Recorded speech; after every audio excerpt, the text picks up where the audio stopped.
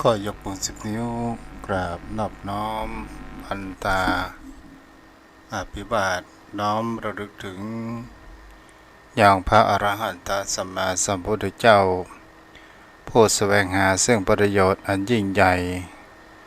ขอนอบน้อมอย่างพระธรรมคำสอนในศาสนานี้ที่องค์สมเด็จพระสัมมาสัมพุทธเจ้าได้จะแสดงไว้ดีแล้วขอนอบน้อมระลึกถึง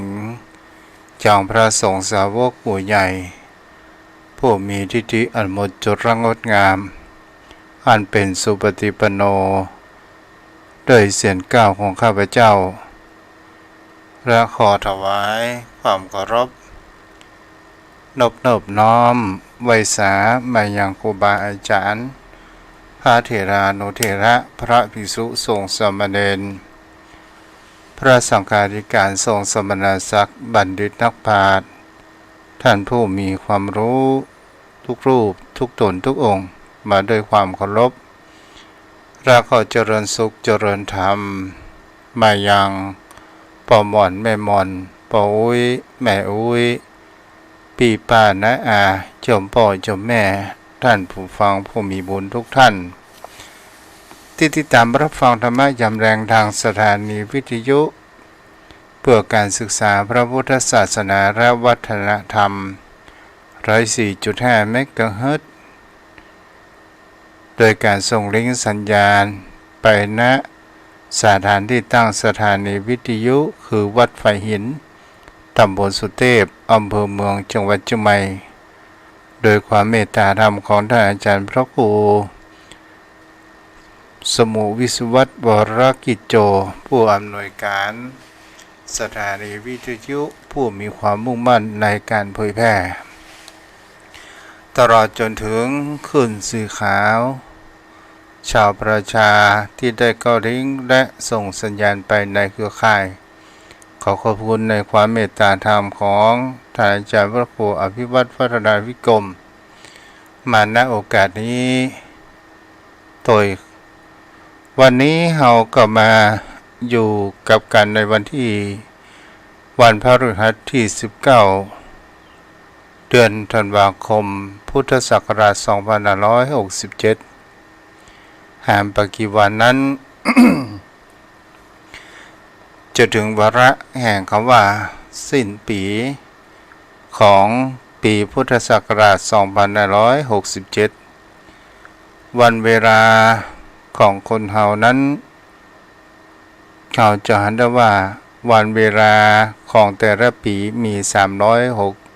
367วันหรือว่า365เนาะ ยมพ่อยมแม่ท่านผู้ฟังทั้งหลายถ้าเราเปรียบเหมือนดังมนุษย์ดังคนเฮาดังการเวลานี้อยู่ในถ้าเป็นคนนี่ก็หมายถึงก็ว่าใกล้จะแรงแล้วใกล้พระอาทิตย์จะอัสดงคตไปแล้วเวลาที่เหลืออยู่แห่งปัจจุบันทางหน้าบ่ถึง2 อาทิตย์ชมพ่อยมแม่ก็เป็นสิ่งที่ผู้คนเหล่านั้นหันตารางและเวลามันหายไปมันก็เป็นสิ่งที่คนเหล่านั้นบางครั้งก็มีหน้าความน่าเสียใจหรือบางครั้งบางคราวก็เป็นสิ่งที่เราจะหันได้ว่าบางครั้งก็มีสุขบางคราวก็มีทุกข์ปนกระปะปนกันไปแต่สิ่งที่บุคคลเฮานั้นเราจะหันได้ว่าร่างกายสังขารของคนเฮานั้นมันก็ลอยราไปตามสภาพดินฟ้าอากาศไปตามสภาพแห่งกาลเวลานั้นเกิดขึ้นแต่สิ่งที่ผู้คนเฮานั้นควรที่จะได้ศึกษาแห่งคำว่า ทำคำสอนของพระองค์โดยการที่เฮาได้ดู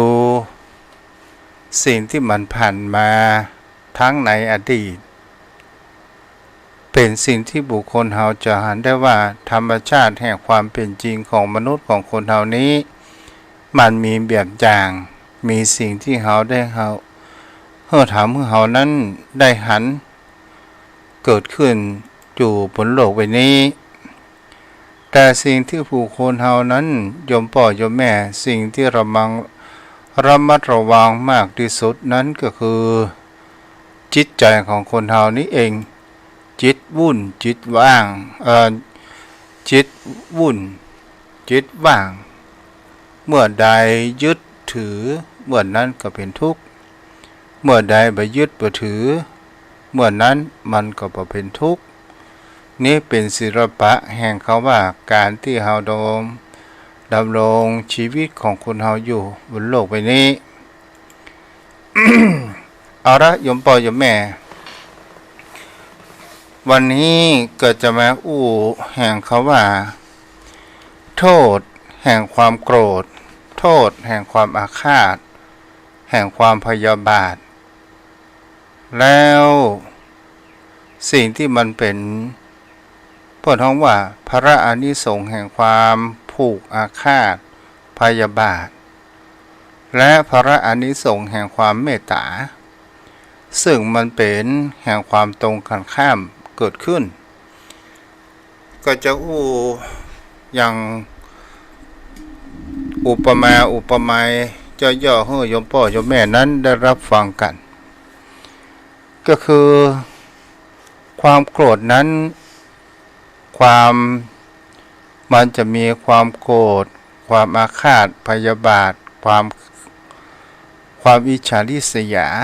ต่างๆนานาเหล่านี้เป็นตระกูลแห่งความโกรธ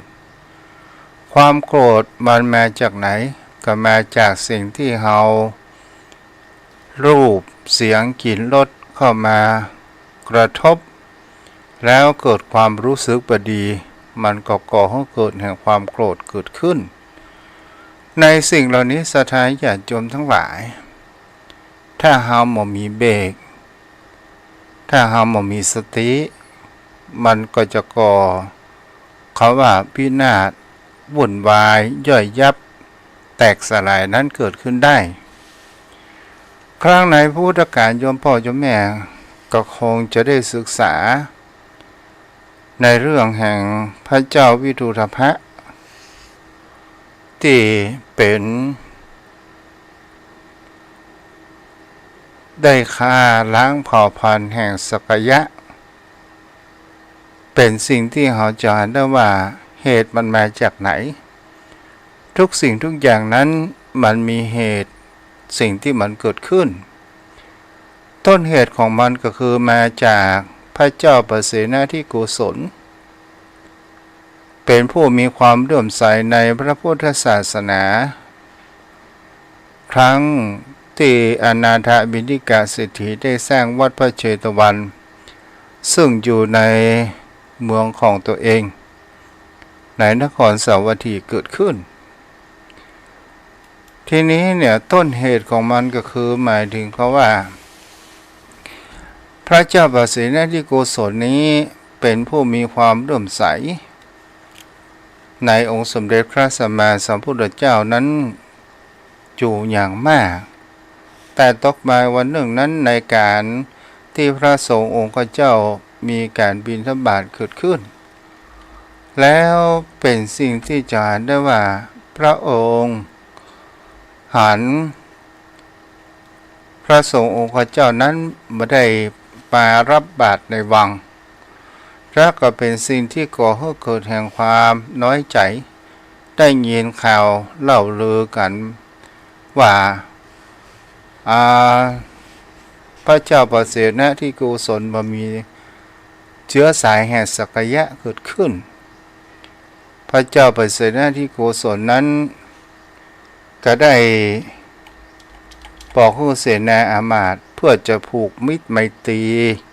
แห่งความเป็นสายเครือญาติแห่งองค์พระพุทธโคดมหรือว่าพระสัมมาสัมพุทธเจ้าโยมพ่อโยมแม่และก็เป็นสิ่งที่ผู้คนเฮานั้นจะเห็นได้ว่า ทีนี้เนี่ย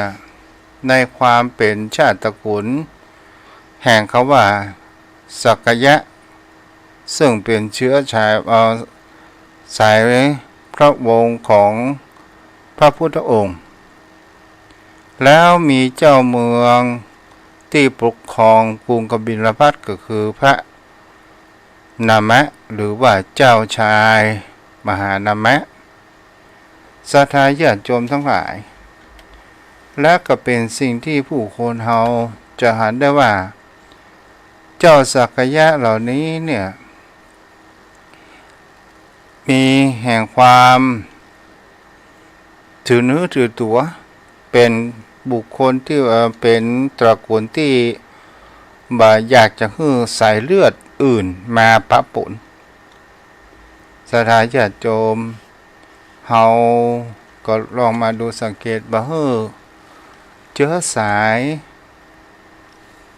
อื่นมาปะปนเพราะว่ามาเป็นตั้งแต่ต้นตระกูลบรรพบุรุษแห่งสักยวงศ์เกิดขึ้นเจ้าพ่อเจ้าแม่สิ่งเหล่านี้เนี่ยเป็นสิ่งที่เราจะเห็นได้ว่าเมื่อพระเจ้าประเสนาธิโกศลเป็น ผู้ปกครองแห่งนครสวัสถีในแคว้นมักเป็นสิ่งที่เราจะเห็นได้ว่า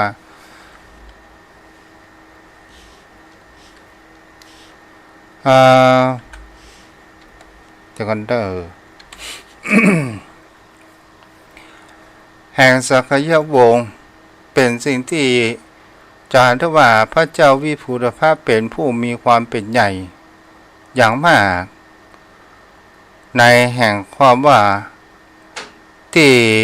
เมืองกบิลพัสยังถูกปกครองอยู่จะบ่ให้บุตรธิดาไปเป็นลูกสะใภ้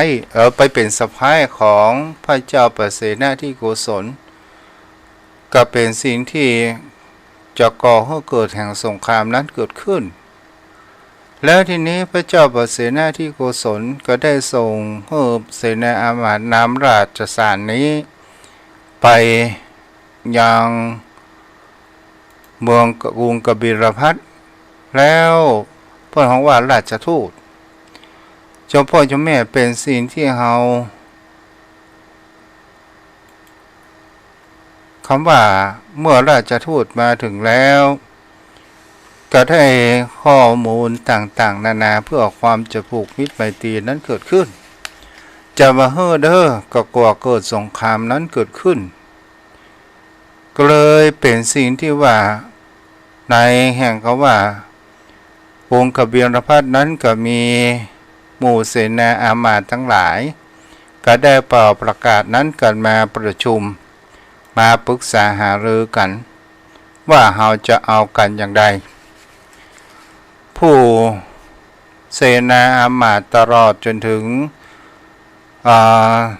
สายสานุวงศ์แห่งเขาว่าตระกูลสักยะก็ได้มีความพิจารณานั้นเกิดขึ้นว่า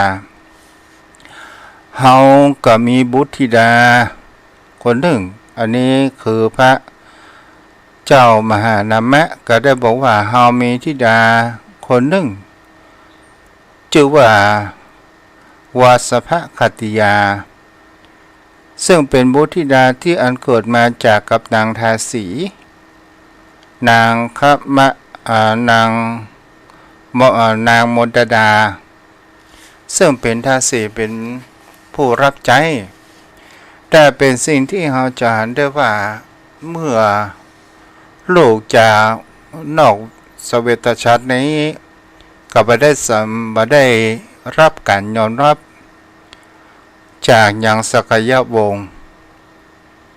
และก็เป็นสิ่งที่จะเห็นได้ว่าเมื่อปรึกษาหารือกันว่าเราจะเอาบุตรธิดานี้แหละไปกับพระเจ้าประเสนาธิโกศลเกิดขึ้นในความเป็นจริงก็เป็นสิ่งที่เจ้ามหานามะนั้นก็ได้ส่งยังเอกสารราชทูตไปบอกกับพระเจ้าประเสนาธิโกศลแล้วครั้งที่จะส่งแห่งเขาว่านางนั้นมา หมู่เสนาอามาตย์แห่งแคว้นมคธนั้นก็ได้ไปถึงยังกรุงกบิลพัสเกิดขึ้นแล้วกับพระเจ้าประเสนาธิโกศลก็ยังกำชับว่าสักยวงศ์ทั้งหลายเนี่ยไม่มีเล่ห์เหลี่ยมพอหุ้นดีๆอาจจะเป็นลูกนางทาสีถ้าเป็นลูกนางทาสีก็มาเอาแต่คือสังเกตในการที่กินข้าวปลาอาหารร่วมโต๊ะกันมันก็หมายถึงเขาว่าในช่วงนั้นมันก็ยังมีแห่งเขาว่ายังถือยศถือศักดิ์ถึงชั้นวรรณะเกิดขึ้นในช่วงที่แห่งพระเจ้ามหานามะผู้ปกครองกบิลพัสนั้นอยู่ที่นี้หมู่เสนาอามาตย์นั้นก็ได้หันอาการกิริยาว่านางวสภกติยาก็ได้นั่งร่วมโต๊ะกับแห่งเขาว่าพระเจ้าแผ่นดินก็คือพระมหานามะก็เป็นสิ่งที่เราจะได้ว่าเขาก็วางแผนกันไว้ว่าถ้าเราเวียงถือเวลากินข้าวผู้เสนาอามาตย์มาห้องเป่าประกาศว่าไฟไหม้แล้วเราก็จะออกไป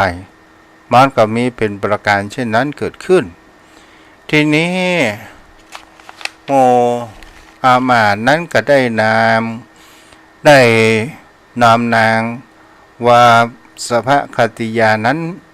ไปตั้งเป็นอัครมเหสีของพระเจ้าเปรตเนี่ยกุโกศลเกิดขึ้นเพื่อความผูกมิตรไมตรีเพื่อที่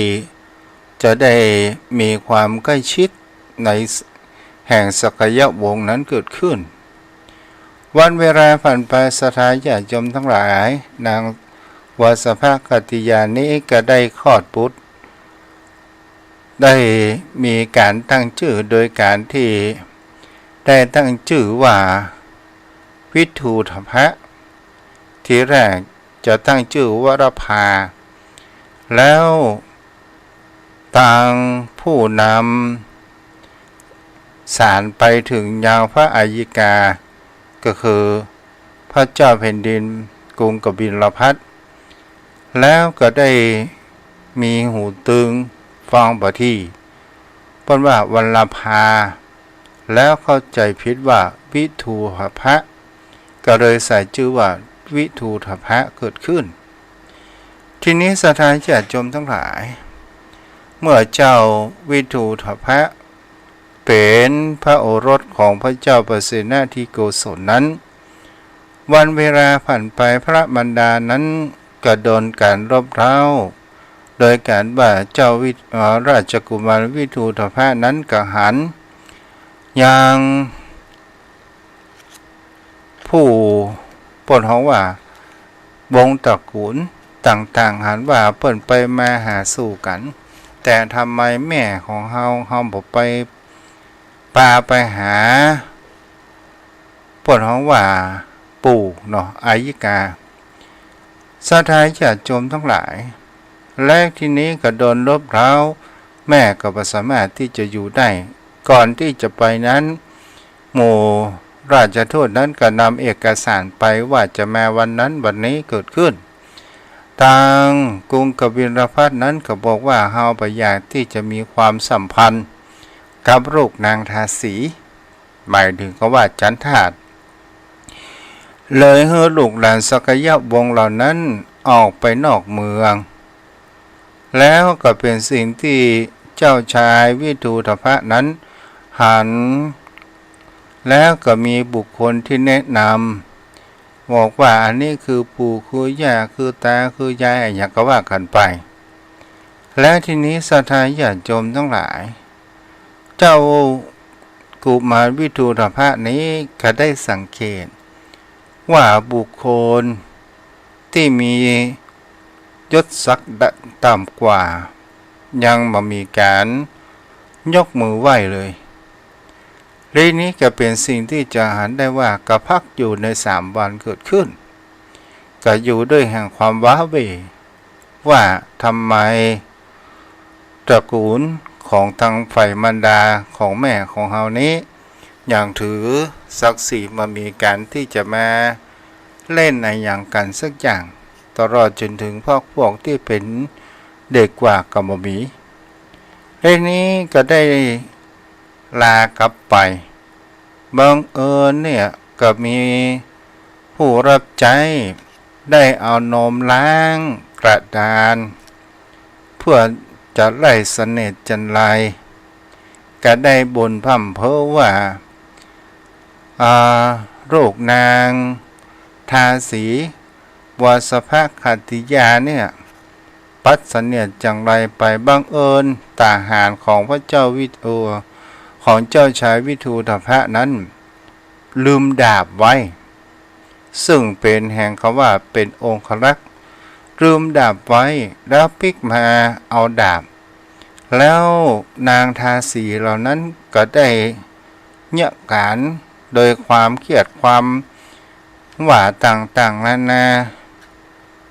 แล้วทหารนั้นก็เข้าไปถามว่าบนเพ้ออะไรอย่างนางก็ได้ลดออกปากมาว่ากับลูกนางทาสี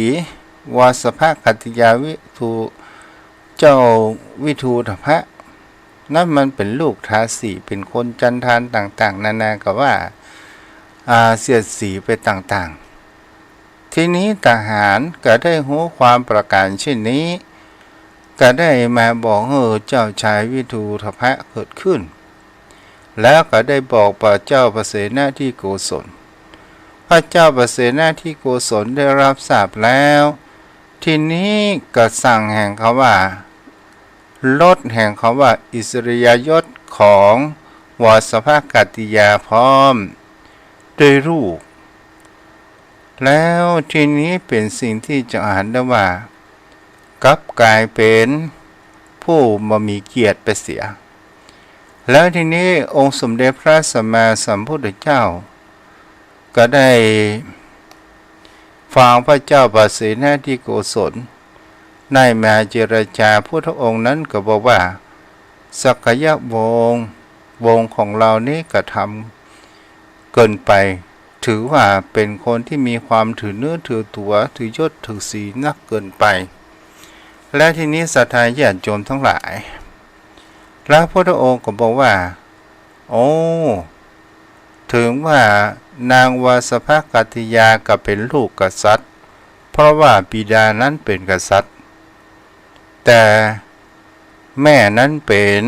ทาสีมาแปลงแต่งกับกษัตริย์ก็ยังมีเชื้อสายกษัตริย์อยู่ดูพระองค์ก็ได้ปลอบโยนประการเช่นนี้เจ้าประเสนาธิโกศลนั้นก็ได้เอาอิสริยยศนั้นคืนให้กับวาสภคติยากับเจ้าวิทูธพะเกิดขึ้นทีนี้ล่ะศรัทธาญาติโยมทั้งหลายในความผูกอาฆาตของเจ้าชายวิทูธพะเขาเป็นเด็กว่าวันนี้เนี่ยโมสกยะได้เอานมโคนั้นล้างกระดานทอเวลาเฮาใหญ่โตเฮามีอำนาจเฮาจะเอาเลือดในคอของเขานั้นล้างกระดานเกิดขึ้นความสั่งสมนี้เป็นสิ่งที่จะอ่านได้ว่าเหมือนดังงูพิษมีทั้งพิษทั้งแล่นเป็นสิ่งที่มีความผูกอาฆาตนั้นเกิดขึ้นโยมพ่อโยมแม่วันเวลาผ่านไปทีนี้ก็มีการสมคบกับเสนาอามาตย์ของตัวเองชื่อว่าทิฆนคะซึ่งเป็นลูกหลานของเสนาอามาตย์ที่พระเจ้าประเสนาธิโกศลมีความคิดผิดในลุงของตัวเองก็เลยเป็นสิ่งที่จะเห็นได้ว่าเมื่อลุงนั้นถูกประหารหลานก็เข้ามาแทนที่แล้วพระเจ้าประเสนาธิโกศลก็ได้มอบแห่งกิตติยศของเสนาอามาตย์นั้นให้กับหลานของเขาทีนี้ความเป็นหนุ่มมันกับรุ่นดาวเขาเดียวกับเจ้าวิทูธพะเกิดขึ้น ศรัทธาญาติโยมทั้งหลายก็เลยเป็นสิ่งที่จะเห็นได้ว่าวันเวลาผ่านไปพระเจ้าประเสนาธิโกศลก็มีอายุ80 ปีพอดีแต่พระเจ้าประเสนาธิโกศลนั้นชอบไปนั่งฟังธรรมอยู่ตลอดและเป็นประจำ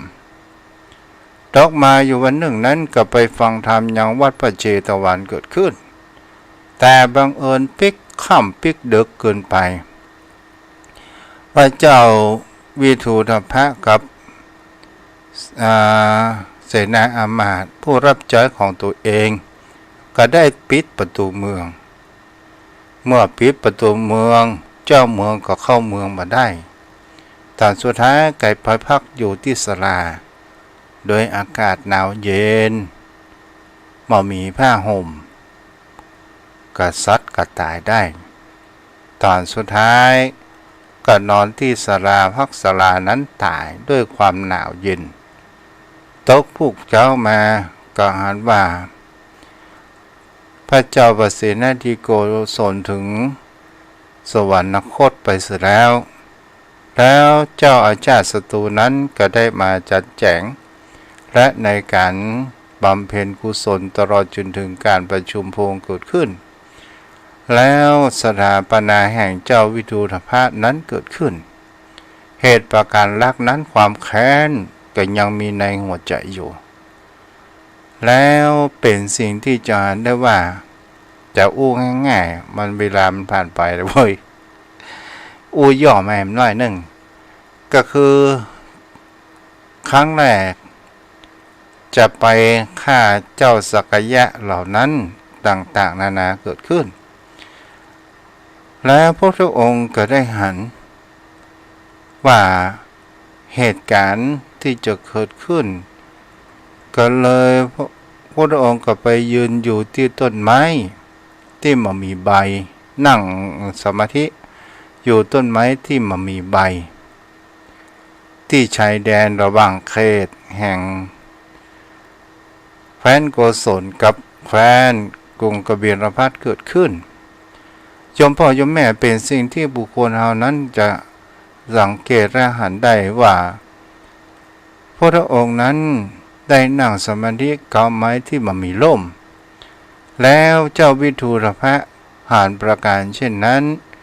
ก็ได้มีความสำนึกในพระคุณของที่พระองค์นั้นได้บอกกับพระบิดาของตัวเองพระเสนาธิโกศลที่ได้คืนอำนาจยศถาบรรดาศักดิ์คืนก็ได้เข้าไปกราบแล้วก็ไปถวายบังคมถามพระพุทธองค์ว่าทำไมก้อนไม้ร่มใหญ่มีอยู่มากมายทำไมพระองค์ถึงมานั่งที่ต้นไม้มามีใบพระองค์นั้นก็ได้ตรัสบอกว่าร่มแห่งวงตระกูลนั้นเย็นกว่าพระเจ้าวิทูธพะหานประการเช่นนั้นก็เลยยกเลิกอยู่3 ครั้งโดยกันที่พระองค์นั้นไปยืนมาให้เจ้าวิทูธพะนั้นไปถึงแห่งสกยะวงนั้นได้กรุงกบิลพัสนั้นได้แต่เป็นสิ่งที่จะหันได้ว่าครั้งที่4พระองค์นั้นหันว่าตระกูลสกยะวงนั้นในอดีตชาติเคยเอายาพิษหว่านลงน้ำทำให้ป่านั้นตายแล้วบ่สามารถที่หลีกเลี่ยงกรรมเวรนั้นได้ก็เลยปล่อยเลยตามเลยครั้งที่4เจ้าวิทูธพะมหาพุทธองค์ก็เลยเข้าไปฆ่าล้างเผ่าพันธุ์สกยะวงศ์เกิดขึ้นแล้วก็ได้ยับอายิกาหรือปู่ของตัวเองเอาไว้แต่ปู่ของตัวเองไม่ยอมที่จะตายด้วยน้ำมือของหลานตัวเองก็เลยเป็นสิ่งที่เลยโดดลงน้ำแล้ว ก็หายสาบสูญนั้นลงไปเจ้าวิทูธพะเมื่อสมใจหวังที่ตกเก่าล้างแค้นนั้นได้ก็เลยจะกลับเมืองบังเอิญมันพบค่ำไปลำบากก็เลยนอนเกาะทรายแต่นอนเกาะทรายเหตุแห่งพายุความกระหน่ำหรือว่าด้วยกำเบนน้ำก็เลยท่วมตึงเสนาอามาตย์เจ้าวิทูธพะนั้นตายไปเสียอันนี้ก็คือว่าเหตุแห่งความโกรธแห่งความอาฆาตพยาบาทมันสามารถทำลายทุกสิ่งทุกอย่างนั้นได้แต่ถ้าเราหันมาแห่งความเมตตาล่ะโยมพ่อโยมแม่ถ้าเราหันมาแห่งรักแห่งความเมตตาความเมตตานั้นชนะแห่งความโกรธนั้นได้การเมตตานั้นก่อให้เกิดคุณค่าสิ่งดีๆเกิดขึ้นอยู่มากมายและเราจะไปโกรธเขาทำไมเรายังหันมาแห่งคำว่าเจริญภาวนาเมตตาภาวนาเกิดขึ้นสิ่งเหล่านี้ศรัทธาญาติโยมทั้งหลายการเมตตาภาวนาเป็นสิ่งที่เรากระทำได้ง่ายถ้าเราทำจิตเป็นหนึ่งนิดอานิสงส์ของภาวนาถ้าเป็นทางพุทธศาสนาที่พระองค์ตรัสไว้ย่อมรับเป็นสุขตื่นก็เป็นสุขฝันไม่ฝันลามกย่อมเป็นที่รักของมนุษย์เป็นที่รักของอมนุษย์เทวดาย่อมรักษาไฟและยาพิษหรือสตาย่อมไม่กำกายจิตของผู้เจริญเมตตาเป็นสมาธิได้อย่างรวดเร็วสีหน้าของผู้เจริญเมตตาย่อมผ่องใสย่อมบรรลงไหลในตอนเวลาคำกะละหรือว่าใกล้ตายย่อมบรรลงและเมื่อยังบาดแทงตลอดแห่งธรรมยิ่งย่อมเข้าถึงแห่งเขาว่าพรหมโลกนี่ก็คือพระอานิสงส์แต่ถ้าว่ามาดูของนักวิทยาศาสตร์ที่เป็นในของปัจจุบันเขาก็บอกว่าจะทำให้คนที่มีความเมตตาหนึ่งก็คือรู้จักตัวเองและหันอกหันใจบุคคลอื่นสองเกิดคุณธรรมทางด้านจิตใจสามมีความสุขและมีสุขภาพดีสี่ก็ส่งเสริมภูมิคุ้มกันของร่างกายห้าทำให้ระบบประสาทมีปฏิกิริยาโต้ตอบอย่างได้เร็วขึ้นเข้าใจความรู้สึกของคนอื่นช่วยเหลือคนอื่นมากขึ้นต่อมาก็คือแล้วความทุกข์ก็น้อยลงโยมพ่อโยมแม่ท่านผู้ฟังคำว่าเมตตาภาวนาในสิ่งเหล่านี้เนี่ยเป็นสิ่งที่พระพุทธองค์นั้นตรัสแสดงไว้ในพระไตรปิฎกอยู่เด้ออย่างเขาว่าภาวนาสูตรเกิดขึ้น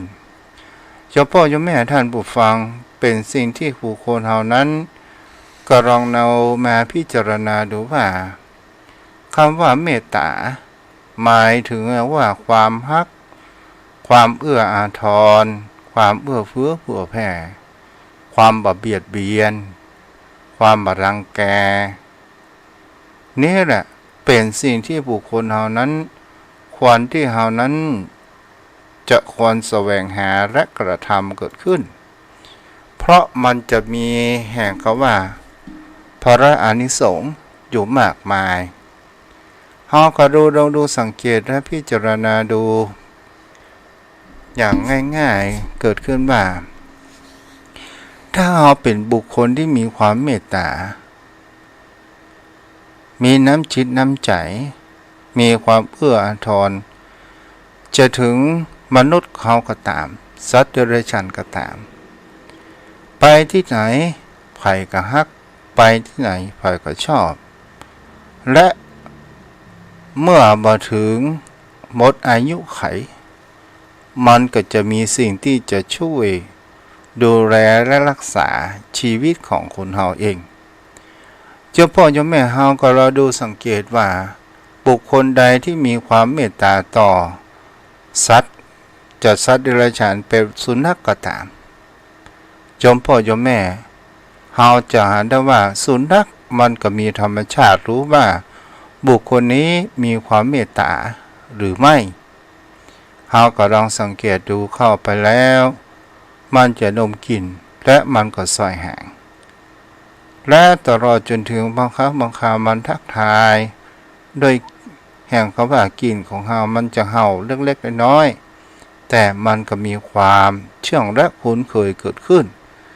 ถ้าเฮาเป็นสุนัขที่เฮาเลี้ยงเองมันก็มีความแสนรู้เกิดขึ้นและเฮาความเอื้ออาทรต่อมนุษย์เพื่อนร่วมโลกด้วยกันเจ้าพ่อเจ้าแม่เฮาอยากจะให้คนอื่นฮักเฮาก็จะต้องฮักคนอื่นเฮาอยากจะให้คนอื่นยิบยื่นแบ่งปันเฮาก็จะต้องมีแห่งคำว่าน้ำใจแบ่งปันให้คนอื่นบ่จำเป็นจะต้องเป็นเงินทองแม้กระทั่งสิ่งเล็กๆน้อยๆที่เฮาเอื้อเฟื้อซึ่งกันและกันได้ที่เฮาช่วยเหลือกันได้มันก็จะมีแต่ความเอื้ออาทรและมันก็จะมีแห่งคำว่ากำลังคิดกำลังใจและมีการรู้จักแห่งคำว่าเฮาไปที่ไหนเฮาก็บ่มีศัตรูบุคคลใดพ้องที่เจริญเมตตาแล้วมีศัตรูก็คงจะบ่มีนอกจากบุคคลที่ทำอย่างเฮานั้นบ่ได้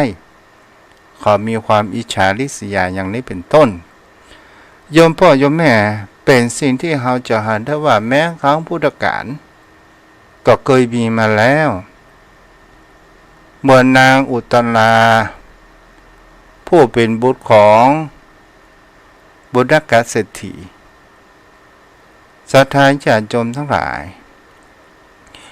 บุตรกเศรษฐีนั้นตอนแรกก็เป็นมหาทุกตะเป็นคนรับใช้ของสุวรรณเศรษฐีศรัทธาญาติโยมทั้งหลายกล่าวว่าเวลาผ่านไปที่บุญกเศรษฐีนั้นได้รับจ้างไถนาให้กับสุวรรณเศรษฐีในวันแห่งเขาว่ามีงานประจำปีหรือว่าถ้าบ้านเราของว่างานเทศกาลสงกรานต์อย่างนี้เนาะและก็เป็นสิ่งที่จะเห็นได้ว่าบุญกเศรษฐีนี้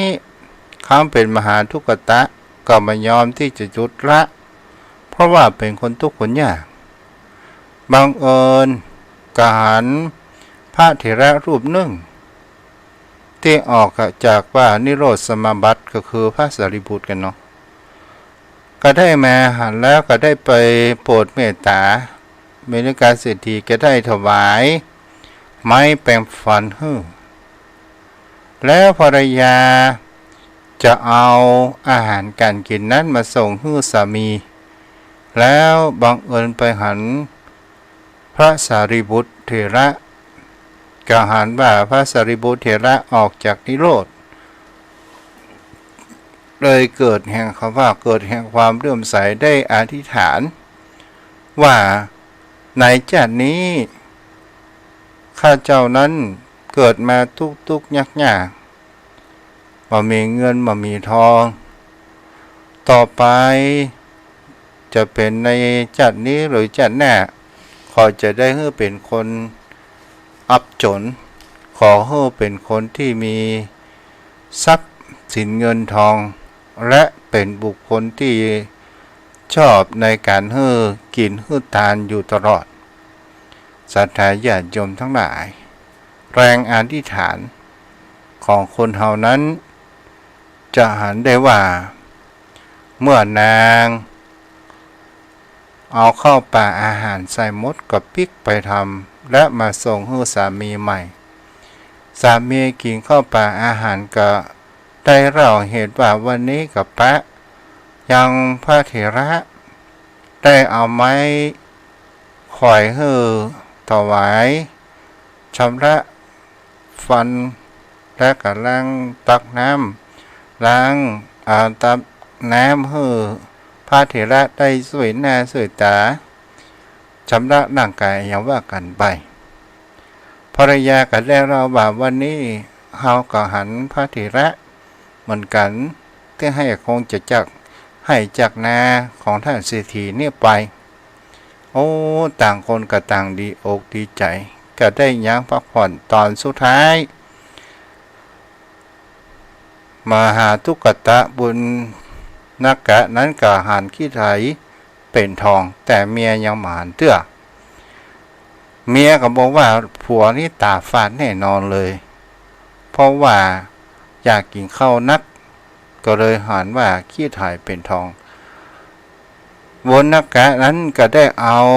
ขี้ไถนั้นมาให้เมียพอตอนสุดท้ายภรรยาหันก็ว่าท้องดีอกดีใจเกิดขึ้นต่างๆนานาศรัทธาญาติโยมทั้งหลายบนนักกะนั้นก็ได้นำข่าวสารนี้ไปถึงยังพระราชาก็บอกให้เสนาอามาตย์มาขนทองบังเอิญก็บอกเสนาอามาตย์เยอะเย้ยว่า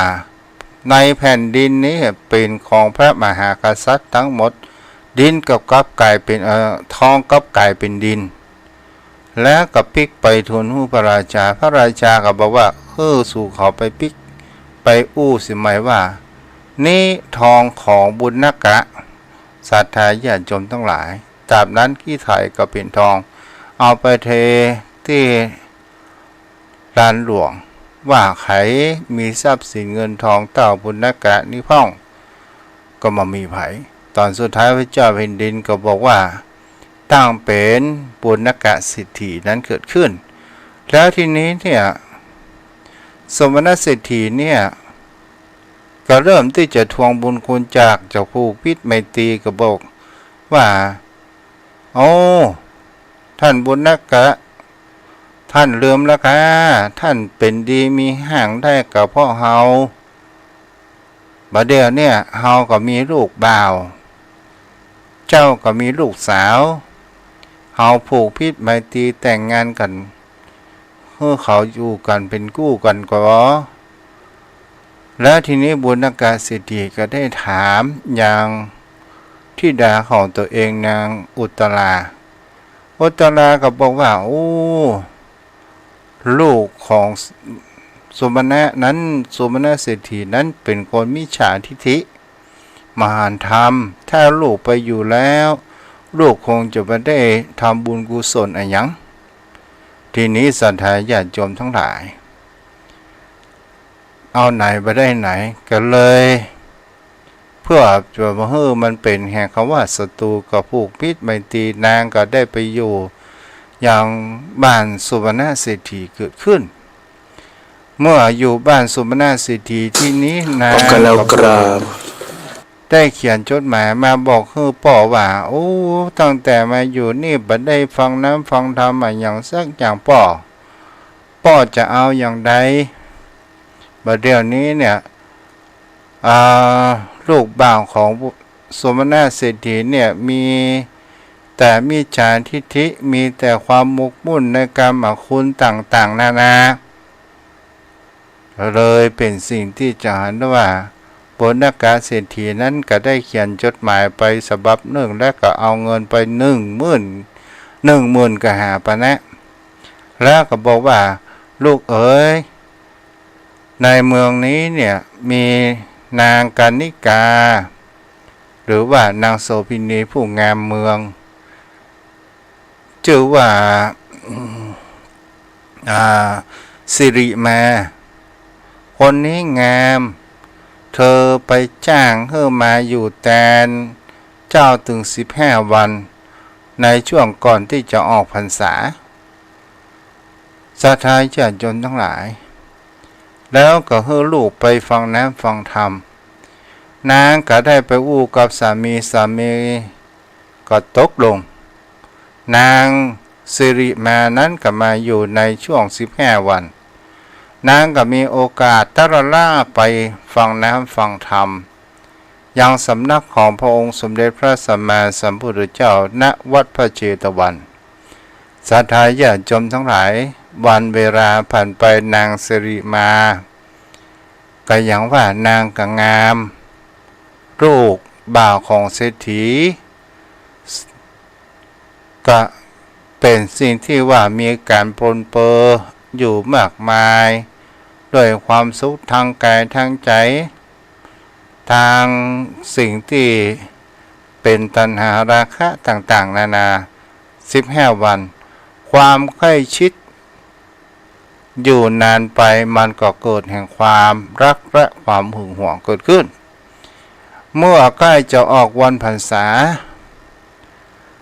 ลูกเศรษฐีก็เกิดเติงหานางอุตรากะว่าเมียของเฮาไปไหนเนี่ยเฮาหมอนหน้าหันตาเมินละก็เดินไปยืนอยู่หน้าต่างหันนางอุตรานั้นได้คนขวายเพื่อทำมาหุงหาอาหารพร้อมด้วยนางทัศรีผู้รับใช้ต่างๆนานานั้นเกิดขึ้น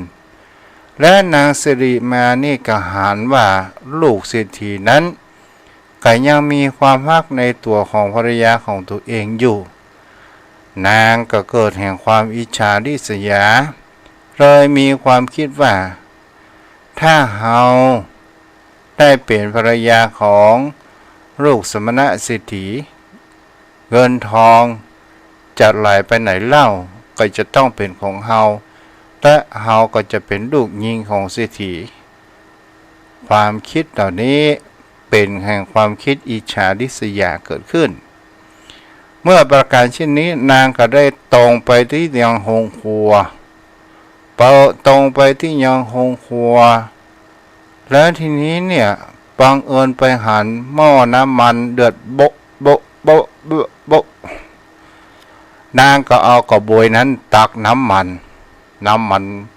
ที่มันฮ้อนเพื่อที่จะทำให้นางอุตรานั้นเสียสมนางอุตราหันอาการประการเช่นนั้นมันคงจะแห้งกันอยู่หันอาการประการเช่นนั้นนางก็นึกในใจว่าโอ้นางสิริมานี้ถ้ามามีนางสิริมานี่เฮาบ่ได้ทำบุญอะไรอย่างนางเป็นผู้มีพระคุณพรหมก็ยังบ่ต่ำจักรวาลก็ยังบ่มีที่สิ้นสุดเตื้อถ้าเฮาบ่ถือโคตรบอกโคตรก็ขอให้น้ำมันนี้เนี่ยเพื่อกลายเป็นดั่งน้ำเย็นถ้าเฮามีความโกรธก็คือน้ำมันนี้ราดตัวเฮาผุพังไปเสียและที่นี้ศรัทธาญาติโยมทั้งหลายนางสิริมานั้นก็เอาน้ำมันราดหัวอุตราแต่นางอุตรานั้นมามีความรู้สึกได้เหมือนกับดั่งน้ำเย็นที่อาบลงตัวและทีนี้นางสิริมานั้นก็บอกว่ายังบ่เชื่อมั่นเด้อว่าโอ้น้ำมันนี่คงให้จะเย็นมันหมอนก็จะปิกไปเอามาใหม่กำลังตักศรัทธาญาติโยมทั้งหลายทาสีผู้รับใจอันเป็นบริวารนางอุตรานั้นก็ได้เข้าไปยื้อมึงจะเมียแม่กูกะปุ๊บตุ๊บหูตีตะปุ๊บนางอุตราก็ว่าปอจะไปเงี้ยพอเอาไหนไม่ได้นั้นมันเนี่ยแม่กูกะปุ๊บหูตีตาเขียวตาปั้มก่อนตกลงปุนนางอุตราก็เอาไหนมาได้ไหนก็เลยโดดควบก็เป็นสิ่งที่จะเห็นว่าโอ้นางสิริมาหันประการเช่นนั้นก็ว่าโอ้เฮานี่มีความคิดทำร้ายผู้มีพระคุณต่อเฮา แล้วนางอุตราก็ได้ฮือบริวารพากันไปนั่งใส่ยาใส่อย่างต่างๆนานาแล้วก็นางก็ไปได้ถือโคตรอะไรยังนางสิริมาว่าโอ้เราจะต้องขอขมานางสิริมาจะยกโทษเขานั้นหรือไม่อย่างใดนางสิริมานั้นก็ได้อู้จาว่าแม่หญิงขอยกโทษให้ตัวของเฮาเตอะนางอุตรานั้นก็บอกว่าถ้าว่าพ่อของเฮายกโทษเฮาก็จะยกโทษโอ้พ่อของท่านบรรณากาเศรษฐีวันพรุ่งนี้เฮาจะแปลงข้าวตอกดอกไม้เอาน้ำขมิ้นส้มปล่อยเปอร์สุมาอันนั้นเป็นป่อในชาติแห่งความเป็นคนผู้บังเกิดเกล้าแต่ป่อผู้นำเฮาออกจากวัฏสงสารคือพระพุทธองค์หรือว่าพระผู้มีพระภาคเจ้าที่เฮาเคารพวันพรุ่งนี้เพื่อจะมาฉันเพลที่บ้านเฮาเธอตะเตรียมอะไรยังถ้าทำบุญใส่บาตรอะไรยังทรัพย์เสร็จเรียบร้อยเธอก็ขอขมานางสิริมานั้นก็ได้หุงข้าวปลาอาหารและก็นำอาหารการกินมาที่ยังเรือนของนางอุตราไล่ถวายพระทหารได้ทำบุญและนางก็ขอขมาพระพุทธองค์ก็บอกว่าเธอมีเรื่องอะไรยังมาแป่งขันสุมาต่างๆนานางก็บอกเหตุผลไปต่างๆนานาว่าข้าเจ้าขอสำนึกผิดเนาะแล้วทีนี้พระพุทธองค์ก็ได้ทำนางอุตราเกิดขึ้นดีแล้วที่เธอนั้นมีความอดทนและมีความแห่งคำว่าเมตตาธรรมต่อไปนี้เธอนั้นได้สร้างบุญกุศลเกิดขึ้นนางสิริมาก็ได้บรรลุเป็นพระโสดาบันนางอุตราก็ได้เป็นจตุคามิผลได้ถึงกาละก็ได้เกิดเป็นเทวดานะโยมพ่อโยมแม่นี่ก็คือพระอานิสงส์แห่งการคำว่าเมตตาเป็นเครื่องค้ำจุนโรคเนาะโยมพ่อโยมแม่ท่านผู้ฟังวันนี้ไม่ได้อู้กับพ่อหนานเด้อพ่อหนาน เหลือเวลาพอ49แล้วเนาะวันนี้ผู้รับฟังก็มีตางแม่ครูธัญญาป้อนานอินสมคนยนต์จันจรัสป้อนานคำพล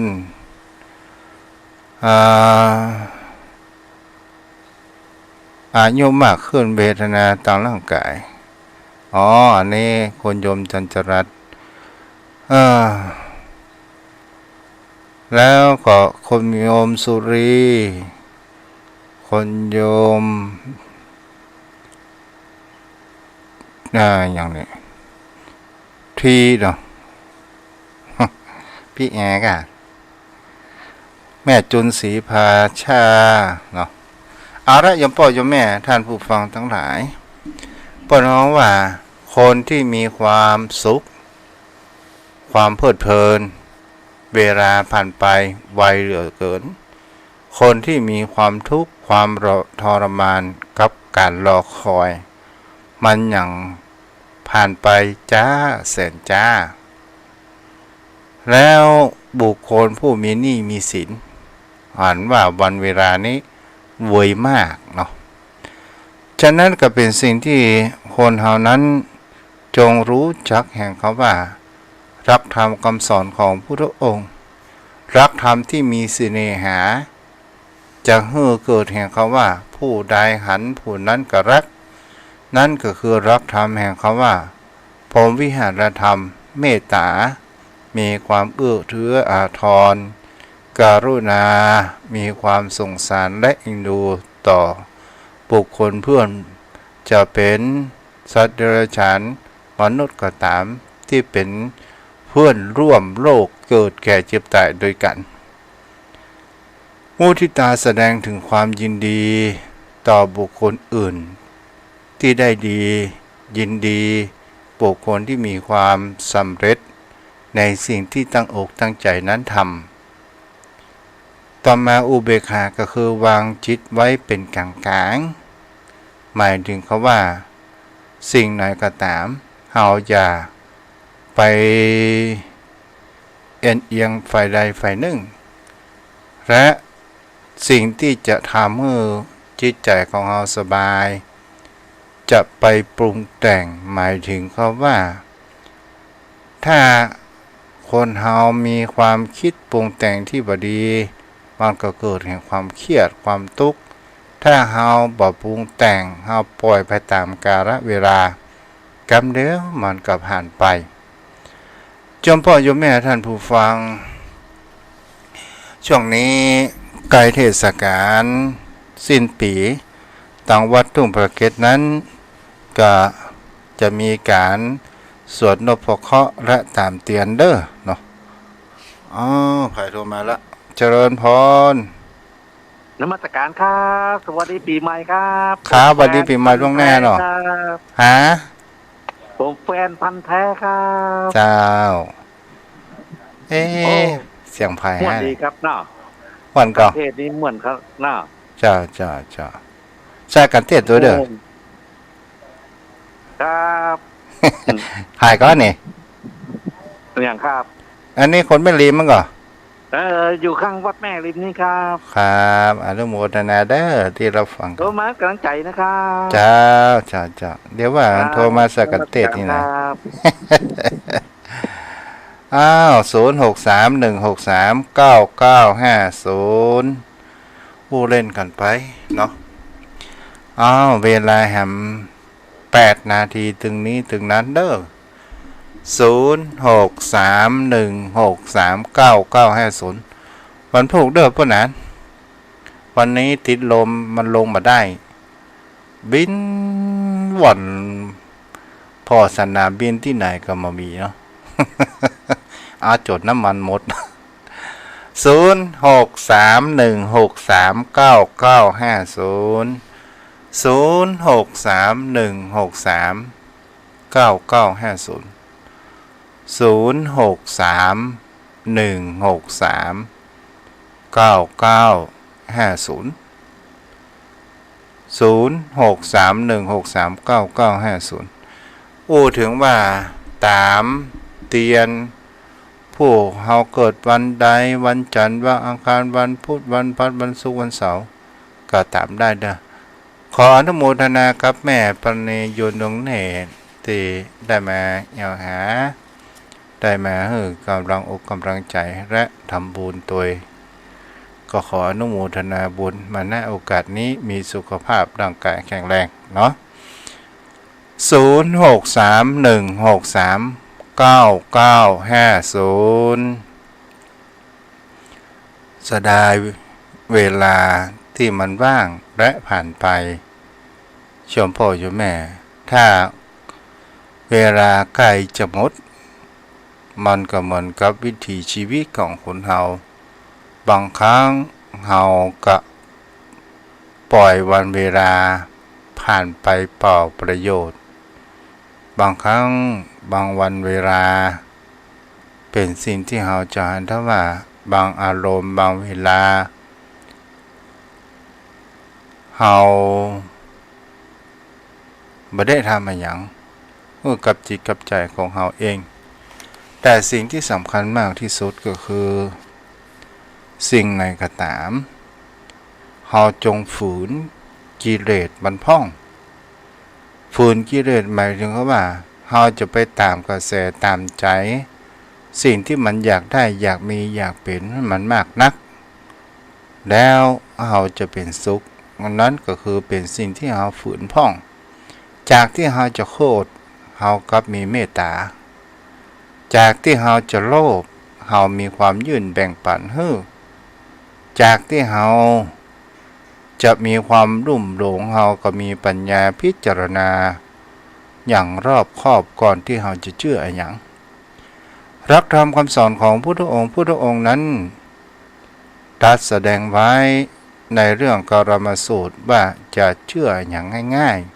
ๆจงเชื่อโดยการพิสูจน์และพิจารณาว่ามันมีประโยชน์หรือไม่มีประโยชน์มันเป็นเหตุผล